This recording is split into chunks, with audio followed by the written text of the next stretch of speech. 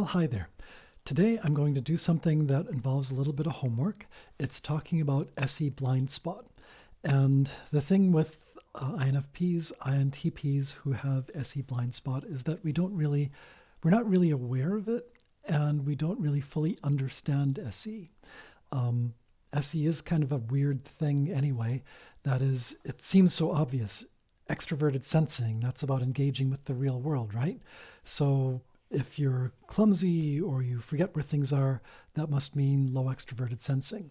Well, from what I understand, not exactly.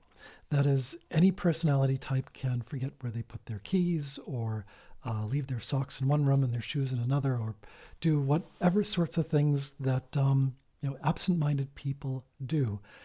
Granted, someone with SE and shadow or lower in the stack is probably going to be more prone to doing that, and INFPs are pretty exceptional at doing this sort of thing of where'd I leave my glasses? This happens to me frequently enough that it's embarrassing. But anyway, the clumsiness bit, that's just one aspect of SE. There's actually a whole lot more to it. And the thing that's left me disconcerted is that SE also has to do with this will to power, or this willingness to engage in the world or exert your will upon the outside world. And so that threw me into this whole thinking loop of, when have I really truly made a decision that wasn't involved with the morality stuff, but truly made a decision that was done on my own rather than presented in front of me as a decision to be made? Something where I chose to do something, took the initiative and did it and carried it through. And yes, there are some examples of that. I've done artistic works in the past.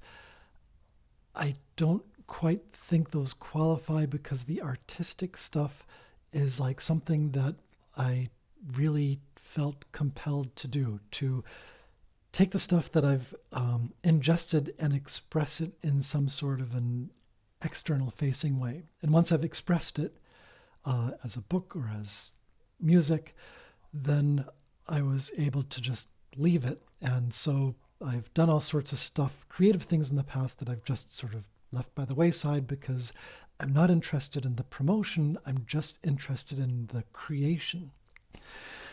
But anyway,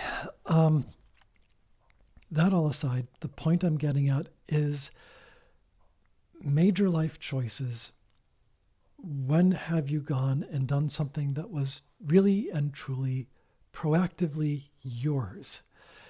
And this gets into some very kind of dodgy, difficult to define territory. Because, for instance,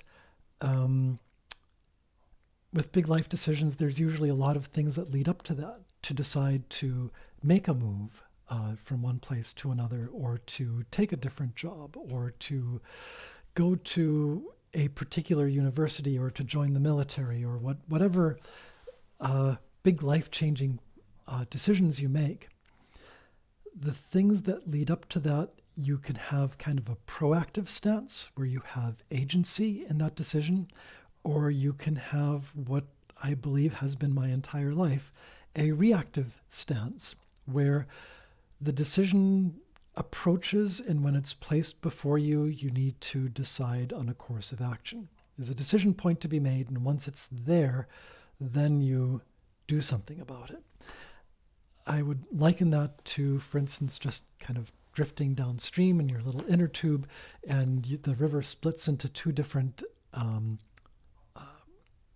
streams, and you sort of gently paddle one way or the other, but the decision has to be made, and you just sort of continue floating in what you hope is the preferable tributary. So that's where I'd say, look at your life and see if there are things that you've done that are really and truly proactive, where you made this decision entirely of your own volition. It's something you thought of yourself, you did yourself, you followed through on yourself without the pressures of that you had to do something.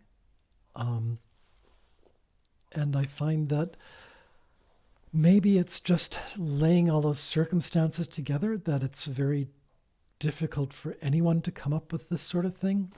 But it seems to me like there are other personality types that just go and do stuff. Aimee Y recently just talked about her ESFP realization. And as part of that enlightenment, she talked about, she wanted to go see her family in Hawaii. So she bought a couple of tickets and off they went. I can't imagine that. I mean, I can imagine it, but it would be such a thing to sort of discuss with family first, and then sort of someone saying, I'd like to see you. And then you can say, okay, now I need to come upon some sort of a decision. And then that can feed into all sorts of other decisions. But just to say, call up a relative and say, I've decided to come over on June 14th and I'll stay there for a week, and just to dictate that.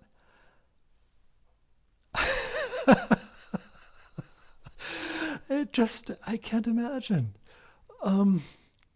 So I'd say look into your past as well and see what you've done that's been truly proactive. I'll add on a couple of final thoughts to this before I leave you. One is that I'm not saying necessarily that having SE in a low slot that you now need to compensate by, say, going off to Maine and opening up your own peanut butter and jelly sandwich shop just because you now have to make decisions that are entirely your own, of your own thinking and your own follow through. I think that would be potentially a mistake in a different direction.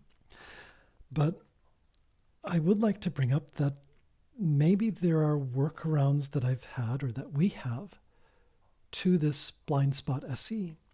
And that is, if you go to people that will tell you the things that you want to make decisions on to permit you to make that decision, that might be a potential way that we work around these things.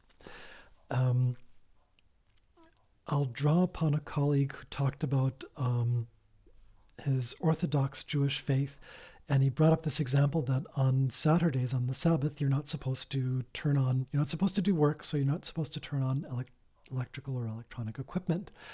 And so he had this example where there's a family that's Orthodox that's sitting in sweltering heat, and they've got an air conditioner sitting right there, but they can't do anything about that. So what do? You invite over your Gentile neighbors, and gosh, it's so sweltering in there. You kind of gently suggest to them that, like, it's so very hot. Wouldn't it be great if it were cooler in here? And, sort of look meaningfully at them, that the air conditioner, and hope that they get the idea that they sort of bring this decision for you so you can go, thank goodness, that's now resolved. So I suspect that there is maybe a similar thing that INFPs do, that it's like, you're reactive and you're passive until you're forced into making a decision, but maybe you know how to create the circumstances that make the decision or that put the decision in front of you so that you can make it. And then I suspect that when it comes down to it, because of the thinking we put into these things, that we make very good decisions indeed once they are presented to us. So that's it for now. Happy thinking. I hope I haven't thrown you into as much of a loop as I've thrown myself in the past week or so. But it's something fun to think back about and consider. When have you really had full agency over your life and taken it and accomplished something that was of your own thinking, of your own making, and of your own will? Interesting thought. Have a good morning, good afternoon, evening, and good day.